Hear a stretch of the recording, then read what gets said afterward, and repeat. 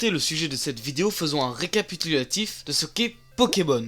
Créé en 1996 par Satoshi Tajiri, donc il y a 20 ans, mais on y reviendra plus tard. Ce phénomène est arrivé en 1999 en Europe. Bon, il est édité par Nintendo, mais tout le monde le sait. Donc Pokémon, le jeu, est de 6 générations, pour le moment avec la 7ème annoncée pour fin 2016. Donc la 7ème est pour les 20 ans de Pokémon. Il faut savoir que les générations fonctionnent toutes en duo. Bon, je ne vais pas toutes vous les faire, mais par exemple la première génération rouge et vert, ou la 4ème diamant et perle. Mais il y a aussi d'autres opus, comme Platine, qui est une sorte de fusion entre diamant et perle. La première génération s'est vendue à 30 millions d'exemplaires, un super bon début, mais avec les nouvelles générations, il a eu 215 millions de ventes, sans compter la 6ème génération XY.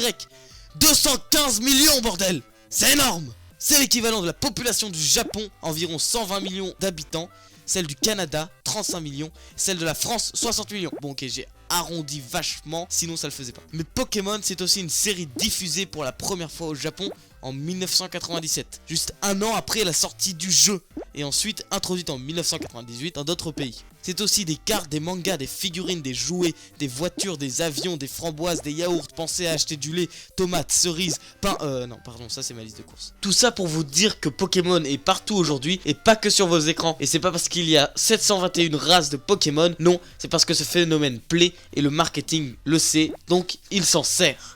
Donc venons-en au sujet principal de cette vidéo. Suite à l'omniprésence de Pokémon, malheureusement, certaines personnes trouvent qu'il manque de changement et de réalité. Mais Pokémon reste malgré quelques demandes sur la ligne du jeu pour enfants. Et ils ont raison, car c'est le principe de base de ce jeu. Faire rêver et faire entrer le joueur dans l'univers du jeu et non pas dans quelque chose de réaliste qui pourrait ressembler à certaines séries policières. Pokémon reste simple et linéaire, même si on le trouve parfois trop simple et trop classique.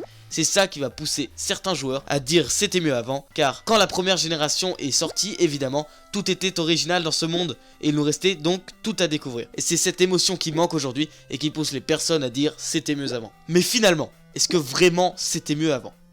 Les versions changent mais se ressemblent, et de plus en plus de Pokémon apparaissent. Le jeu en lui-même n'est pas mieux qu'avant, il est tout simplement différent et a évolué avec son temps. Putain, ça arrive. Ce qui a changé, ce sont les mentalités et le jeu en lui-même est devenu ce qu'il devait devenir.